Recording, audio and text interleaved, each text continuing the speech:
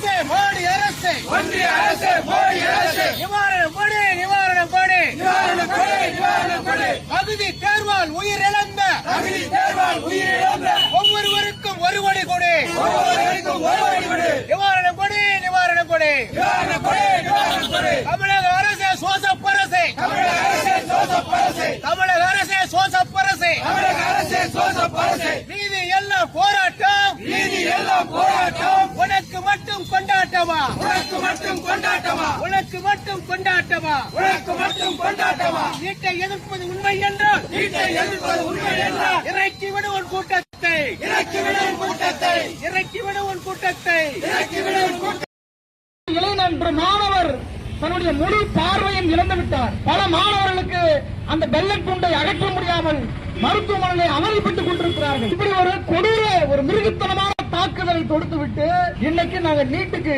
அந்த முறைகேட்டுக்கு விசாரணை அமைத்திருக்கிறோம். அந்த நீட் தேர்வு கசிந்த நபர்களை கண்டறிந்து நீக்கம் செய்ய உத்தரவிட்டிருக்கிறோம் என்றெல்லாம் இன்றைக்கு மோடி பேசு. மாணவர்கள் என்ன சொல்லுகிறார்கள்? இந்த நீட் தேர்வு குளறுபடிக்கு கசிவுக்கு காரணமான தர்மேந்திர பிரதானை பதவி விலக வேண்டும், இந்தியாவை கலைத்திட வேண்டும், நீட் தேர்வை முழுமையாக ரத்து செய்ய வேண்டும். இதுதான் அவர்களுடைய கோரிக்கை. நீட் தேர்வை ஒரு மோசடியானது, மோசமானது என்பது எல்லாருக்கும் தெரிஞ்சதுதான். ஏன் அந்த நீட் தேர்வை நடத்துகிறார்கள்? நீட் தேர்வுக்கும் தமிழ்நாட்டு மாணவர்களுக்கு என்ன தொடர்பு? இன்னைக்கு நீட் தேர்வை கொண்டு வந்து தமிழ்நாட்டில் திணிக்கிறானே, தகுதியான மருத்துவர்களை உருவாக்குகிறேன் என்று சொல்லுகிறானே, தகுதி என்பது என்ன? நீங்க வட மாநிலத்தில் செய்தி இல்ல, சமீபத்தில் பார்த்திருப்பீர்கள். வட மாநிலத்தில் மருத்துவம் படித்த மூத்த மருத்துவர்கள் அந்த சாமி சிலைக்கு உடல்நிலை சரியில்லை என்று சொல்லி சாமிக்கு ஸ்டெத்தஸ்கோப்பை காவல வச்சுட்டு போய் சாமி சிலைக்கு வைத்து பார்க்கிறாங்க. லைனா மருத்துவர்கள் போய் சாமி சிலையை செக் பண்றான். இவன் தான் அவன் ஊபியிலேயோ இல்ல குஜராத்திலேயோ வளர்ந்த மருத்துவர்களுடைய நிலைமை இதுதான்.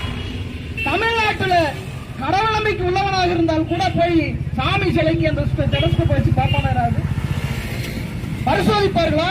கொரோனா காலத்துல சாமி சிலைக்கெல்லாம் கொரோனா ஊசி போட்டாங்க அவங்க உத்தரப்பிரதேசம். இப்ப நீட் தேர்வுல தகுதி என்று சொல்லுகிறானே, நான் தமிழ் வழி கல்வி படிக்கிறேன், நீ சிபிஎஸ்இ கேள்வி கேட்கிற, நீ கேட்கிற கேள்விக்கு நான் படித்த படிப்புக்கும் தொடர்பில்லை. ஆகவே நீட் மோசடியானது.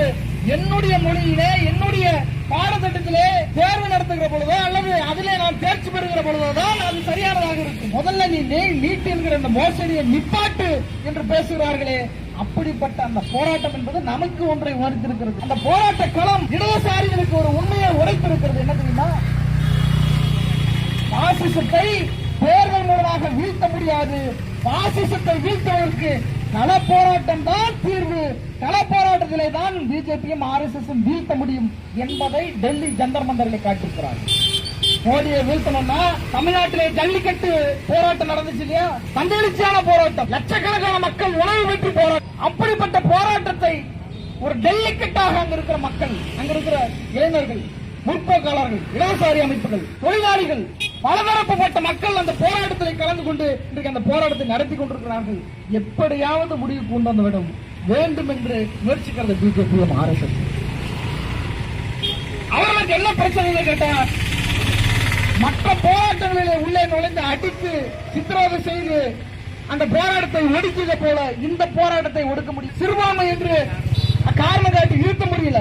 ஏன்னு சொன்னா பெருவாரியான இந்து மக்கள் இதுல நாங்க தானே பாதிக்கப்படுகிறோம், இது நீட்ட மோசடி நிப்பாட்டு என்று போராடுகிறார்கள். ஆகையால் தான் RSS பிஜேபியும் அந்த போராட்டத்திற்குள்ளே நுழைய முடியும். அதனாலதான் பேச்செல்லாம் கைது வச்சுட்டு போலீஸ் உடை போட்டுக்கொண்டு எந்த அடையாளமும் இல்லாமல் உள்ளே நுழைந்து அடிக்கிறான். உங்களுக்கு தெரியும், NRC போராட்டம் நடக்கிற பொழுது RSS காரர்களும் போலீஸ்காரர்களும் துப்பாக்கி சூடு சேர்ந்து நடத்தினார். பாரத் மாதாக்கு ஜெயின்னு சொல்லி துப்பாக்கி சூடு நடத்தினார் RSS காரன். அவர்கள் மீது வழக்கு. ஆனால் இன்னைக்கு டெல்லிக்கட்டிலே நடக்கிற இந்த போராட்டத்தில் அவர்களால் உள்ளே நுழைய முடியவில்லை. நுழைந்ததால் ஒரு மிகப்பெரிய களத்திலே எதிரியை சந்தித்து ஒரு போராட்ட களத்தில் நின்றார்கள் மாணவர்கள். இந்த ஆர்ப்பாட்டத்தின் தலைமை தோழரே மற்றும் கண்டன உரை ஆற்றியிருக்கிற தோழர்களே, ஆர்ப்பாட்டத்தில் கலந்து கொண்டிருக்கிற தோழர்களே, அதாவது நம்மெல்லாம் எல்லா பிரச்சனைக்காகவும் போராடிட்டே இருக்கிறோம். பிஜேபி அப்படின்ற ஒரு கட்சி, அந்த கட்சியினுடைய நோக்கம் என்ன, அந்த கட்சியினுடைய கொள்கை என்ன, எதுவுமே நமக்கு தெரியாது. ஆனா அந்த கட்சி உருவான விதம் பாத்தீங்கன்னா நமக்கெல்லாம் மார்க்சியம் ஒரு அடித்தளம் அப்படின்னு ஒண்ணு இருக்கு.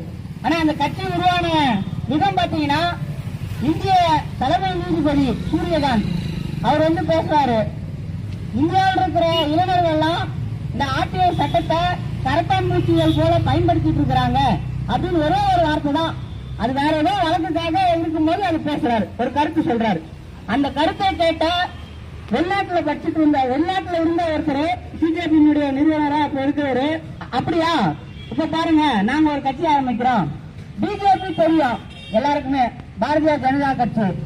பிஜேபி அப்படின்னு ஒரு கட்சி ஆரம்பிக்கிறாங்க. அது என்ன அப்படின்னா காக்ரோச் ஜனதா பார்ட்டின்னு. அது எல்லாருக்குமே வந்து ஏதோ இளைஞர்கள் ஏதோ இணையதளத்துல ஏதோ போட்டிருக்கிறாங்க அப்படின்னு தான் எல்லாருமே இருந்தாங்க. ஆனா அந்த கரப்பாம்பூச்சி கட்சியினுடைய நிறுவனர் இந்தியாவுக்குள்ள வராரு. இந்தியாவுக்குள்ள வந்ததுன்னு ஒரு முழக்கத்தை எழுப்புறாரு. நீட் தேர்வுடைய குளறுபடிகளுக்கு காரணமா இருந்த தர்மேந்திர பிரதாப் வந்து பதவி விலகணும், இதுக்கு காரணமா இருக்கிற எல்லாரும் மீதும் நடவடிக்கை இருக்கணும் அப்படின்னு அவருடைய போராட்டம் அப்படின்னு சொல்லி முன்னெடுக்கிறாங்க. முன்னெடுத்தது என்ன, கிட்டத்தட்ட 20 நாளைக்கு மேலாக உண்ணாவிரதம் இருக்கிறார் ஒருத்தர். உண்ணாவிரதம் இருந்தவரு குண்டு கட்டாக தூக்கின்னு போய் மருத்துவமனையில சேர்த்துறாங்க. ஏன் அவர் செத்தாதான் உங்களுக்கு என்ன, அரசுக்கு என்ன அவ்வளவு அக்கறை? உண்ணாவிரதம் இருக்கட்டுமே, உண்ணாவிரதம் இருந்து அவரு வீட்டுக்காக இறந்து போட்டான்னு ஒரு செய்தி இருக்குமே, அவ்வளவு என்ன பெரிய அக்கறை? ஏன்னா வீட்டுக்காக அவர் ஒரு வேலை உயிரிழந்தா வீட்டை ரத்து பண்ணணும் அப்படின்ற ஒரு கிளர்ச்சிகரமான நிலையை வந்து அவர் நிறுத்து போயிடுவாரு அப்படின்னு எல்லாம் இந்த அரசு காட்சியம். முதல்ல வீட்டை எதிர்த்து தமிழ்நாட்டிலிருந்து போன ஒரு மாணவி உச்ச நீதிமன்றத்தில் நின்று பேசுறாங்க. நானு 1200க்கு 1126 மார்க் எடுத்தேன், என்னால அது படிச்சு பாஸ் ஆக முடியல. அதே போல தமிழ் வழி கல்வியில படிச்ச 4 பேரும் பாஸ் ஆக முடியல. இங்க இருக்கிற அப்ப வந்து 2017 இங்க இருக்கக்கூடிய அரசியல் கட்சிகள் யாருக்காக சண்டை போட்டுட்டு இருந்தாங்க, யார் வந்து முதலமைச்சர் ஆகணும் அப்படின்றதுக்கு. அவங்க மீது எல்லாம் எங்களுக்கு நம்பிக்கை இருந்தது, தமிழ்நாட்டுக்கு இது விதிவிலக்கா இருக்கும் அப்படின்னு எல்லாம் சொன்னாங்க. அதுல எங்களுக்கு நம்பிக்கை இருந்தது அப்படின்னு அனிதா பேசினாங்க. ஆனா கடைசியில அதை ஏற்று போராட முடியாம அனிதா தற்கொலை செஞ்சுக்கிறாங்க. அனிதா தற்கொலைக்கு பின்னாடிதான் இந்த நீட்டுக்கான போராட்டம் வலுவாக எழுந்தது. மீண்டும் அனிதாவை நினைவு கூறும் விதமாக அனிதாவின் போராட்டம் மரணிக்கவில்லை, அனிதாவின் போராட்டம் இன்னும் உயிரோடுதான் இருக்கிறது என்று அனிதா திரும்பவும் நமக்கு சுட்டிக்காட்டியுள்ளார். பிஜேபி கட்சிக்கு வருவார். பிஜேபி கட்சி வந்து நிறுவனர் வந்து ஆன்லைன்ல தான் ஆரம்பிக்கிறாரு. என்னென்ன 2 முழக்கம். இந்த மாதிரி நீட் தேர்வு வந்து நீட் தேர்வுனால பேப்பர் கசிந்த குளறுபடிகளுக்கான காரணமான எல்லாரையும் கைது செய்யணும், அதுக்கு காரணமா இருக்கக்கூடிய கல்வி அமைச்சர் தர்மேந்திர பிரதாப்பை வந்து பதவி நீக்கம் செய்யணும் அப்படின்னு வந்து முழக்கத்தை எழுப்புறாங்க. இது நாடு முழுக்க ஒரு பெரிய இது நடந்திருக்குது. சரி, அமைதியான வழியில தானே போராடுறாங்க. இந்த நாட்டுல ஜனநாயகம் அப்படியே பயங்கரமா இருக்குது, ஜனநாயக நாடு அப்படின்னு எல்லாம் வந்து ஜனநாயகத்துக்குன்னு ஒரு நாளை வச்சு எல்லாரும் கொண்டாடுவாங்க. உண்மையிலே ஜனநாயகம் இருக்குதா? அமைதி வழியில அந்த போட்டு அவங்க இருக்கிறாங்க, அங்க போய் தடியடி நடத்துறாங்க. வீடியோவில் எல்லாருமே பார்த்திருப்போம். மீடியாக்களை வந்து ஆளுவர்கள் எப்பவுமே முடக்கும். சோசியல் மீடியா தான் இன்னைக்கான ஒரு பெரிய நம்மளுடைய பேச்சை கொண்டு போய் சேர்க்கக்கூடிய ஒரு பெரிய கருவியாக இருக்கும். சோசியல் மீடியாவில் எல்லாமே பார்த்திருப்போம், அவங்க எப்படி பாக்குறாங்க எல்லாம் பண்றாங்கன்னு. நம்ம வந்து நெஞ்ச நிமித்தி காட்டுறோம். அவனுக்கு இந்த அரசுக்கு வெக்கற்ற அரசுக்கு